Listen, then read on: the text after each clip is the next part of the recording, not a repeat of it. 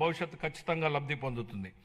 ఆర్థిక వనరుల పరంగా మనం ఇప్పటికీ సంక్షోభం నుంచి పూర్తిగా బయటపడలేదు. పరిస్థితులు అంత సానుకూలంగా లేవు. గత ప్రభుత్వం మిగిల్చిన ఆర్థిక అస్తవ్యస్త పరిస్థితుల్ని అధిగమించే క్రమంలో ఇప్పటికీ అనేక సవాళ్లను ఎదుర్కొంటున్నాం. కానీ రాష్ట్ర అభివృద్ధి సంక్షేమానికి సంబంధించి మా లక్ష్యాల్లో మార్పు లేదు. మా సంకల్పం చెక్కు చెదరలేదు.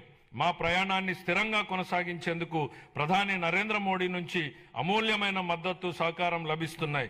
ఆయనకు కృతజ్ఞతలు తెలియజేస్తున్నాం.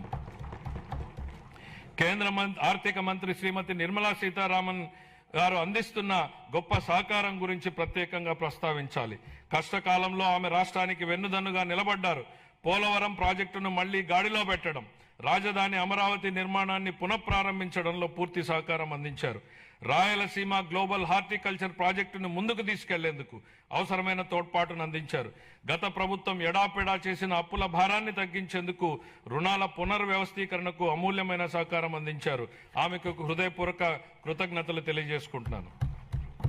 2026-27 సంవత్సరానికి సంబంధించి ఫిబ్రవరి 1న ప్రవేశపెట్టిన కేంద్ర బడ్జెట్ రాష్ట్రానికి ఆశాకిరణంలాగా కనపడుతోంది. దానిలో రాష్ట్ర అభివృద్ధికి అనేక అవకాశాలు కనిపిస్తున్నాయి.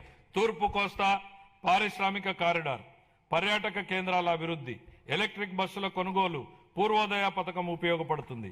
రాయలసీమ గ్లోబల్ హార్టికల్చర్ హబ్ కూడా వేగంగా రూపుదిద్దుకుంటోంది. కేంద్ర బడ్జెట్లో కొత్తగా ప్రకటించిన రేర్ ఎర్త్ కారిడార్లు, డేటా సెంటర్లు, ప్రాంతీయ medical hub, national institute of pharmaceutical education and research, seaplane manufacturing, container manufacturing, ప్రతి జిల్లాలో బాలికల హాస్టళ్ల వంటి అంశాల నుంచి రాష్ట్రానికి గరిష్ట ప్రయోజనాలు పొందేందుకు అవకాశం ఉంది.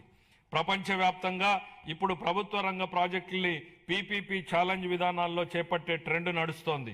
అది ప్రభుత్వ రంగ సంస్థల నైపుణ్యాలను, సామర్థ్యాలను పెంచేందుకు దోహదం చేస్తుంది. పీపీపీ విధానంలో ప్రైవేటు రంగానికి ఉన్న అనుభవంతో ప్రభుత్వ ప్రాజెక్టుల్ని మరింత మెరుగ్గా అమలు చేయగలం. ప్రాజెక్టు వ్యయాన్ని నిర్ణయించడంలో పారదర్శకతకు, పోటీతత్వాన్ని పెంచేందుకు ఛాలెంజ్ విధానం దోహదం చేస్తుంది.